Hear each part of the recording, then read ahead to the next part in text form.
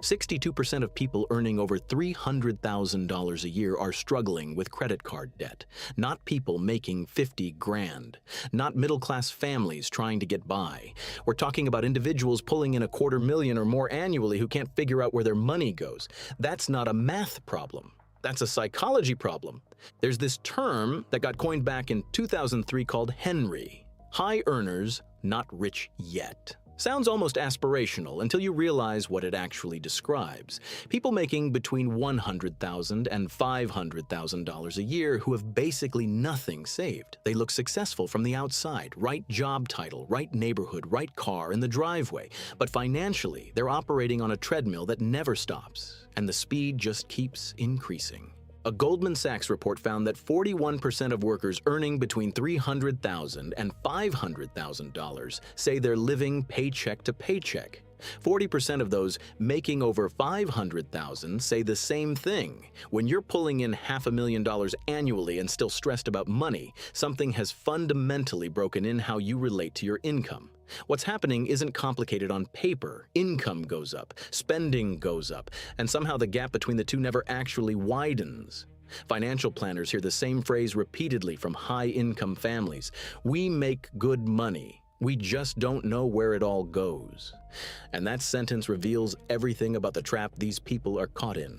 Your brain adapts to new circumstances faster than you realize. Psychologists call this the hedonic treadmill. You get a raise, and for maybe 2 weeks, it feels incredible. You're thinking about all the things this extra money will do for you. Then something shifts. The novelty wears off. That new normal becomes just normal. And your brain immediately starts scanning for the next upgrade, the next optimization, the next thing that'll recreate that initial feeling of progress. Yesterday's luxury becomes today's baseline expectation without you even noticing the transition. The nicer apartment stops feeling nice. It just feels like where you live. The car you were so excited about becomes the car you're annoyed doesn't have the features the newer model has. What once felt like splurging becomes what you deserve, what you've earned, what makes sense given your income level. People tend to frame increased spending as rewards for hard work. You got the promotion, you should enjoy it. You hit your targets this quarter, you've earned that vacation upgrade. The logic feels airtight until you realize you're never actually calculating what that money could have become if you'd made a different choice. We categorize money differently based on where it comes from. A bonus feels separate from your salary, which makes it psychologically easier to spend without guilt. But money doesn't actually have categories. A dollar is a dollar, regardless of which column it arrived from. Social comparison accelerates everything. When your peer group upgrades, you feel the pressure to match them. Not because you're shallow, but because humans are wired to assess their status relative to the people around them. Your friend posts vacation photos from somewhere expensive. Your colleague mentions their kitchen renovation. Someone at work just bought a house that makes yours look starter level. The urge to keep pace isn't about greed. It's about not falling behind in a hierarchy your brain treats as survival relevant even though it absolutely isn't. And here's where the trap really tightens, because what comes next isn't just about psychology anymore. It's about the mathematical consequences of letting these patterns run unchecked. The hidden costs that don't show up until you're already locked in. A bigger house doesn't just mean a bigger mortgage payment. Property taxes scale up. Heating and cooling costs multiply. You've got more square footage that needs maintenance, more yard to landscape, more rooms to furnish. What looked like one upgrade decision cascades into a dozen ongoing expenses that become permanent fixtures in your budget. Same principle applies to the luxury car. Higher insurance premiums, premium gas requirements, specialized maintenance that can only happen at certain dealerships. Each lifestyle upgrade creates gravitational pull on your finances that's nearly impossible to escape once it's established. Debt becomes the enabler that keeps the whole system running past the point where it should collapse. A 2024 survey found that 36% of Americans earning over $100,000 live paycheck to paycheck, and 62% of people making over $300,000 annually struggle with credit card debt. These aren't people who can't do math. They're people who've normalized using debt to maintain a lifestyle their actual wealth can't support.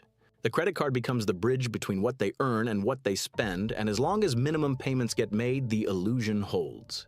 Neil Shah watched this play out in his own life as CEO of a New York investment firm.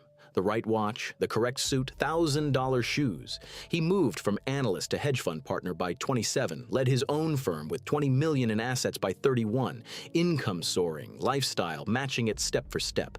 But somewhere in his late 20s, he wanted a different life, and every year that exit got deferred.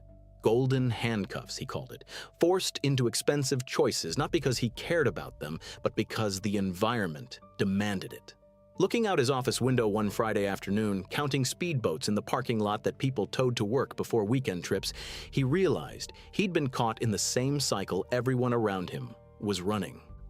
Then there's the musician who went from $15,000 a year playing Carnegie Hall to running a business pulling in over $1 million annually. Personal draw somewhere between $300,000 and $400,000.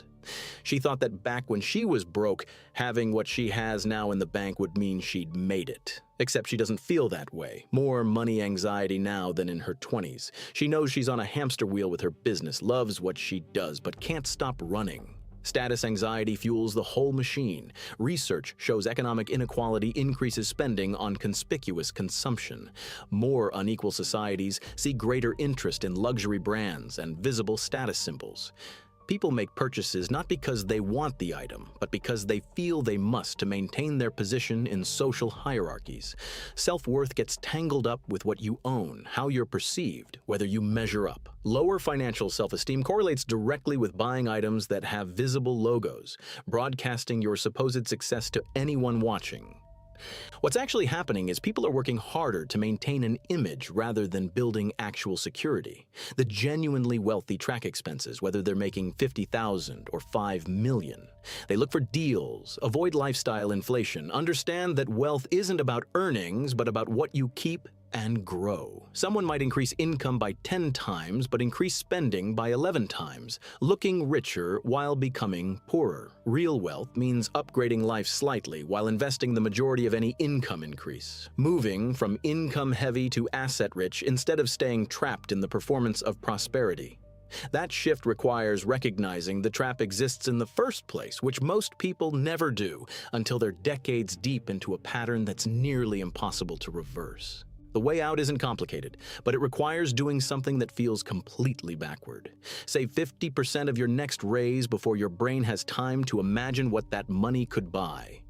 Automate it so the decision gets made once instead of every month. Pick one or two things you actually value for discretionary spending and ruthlessly cut everything else. Not because deprivation builds character, but because every dollar spent maintaining an image is a dollar that can't compound into actual freedom.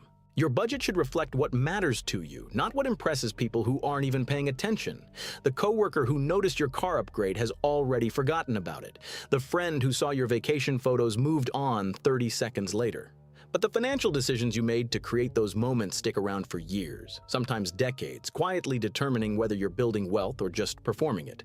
Most people never escape because they never realize the game they're playing is rigged against them from the start. The lifestyle trap doesn't announce itself. It just becomes normal, one incremental decision at a time, until looking rich and being rich become two completely different trajectories. And by the time you notice the gap, you're already too committed to the expensive life you built to easily walk it back.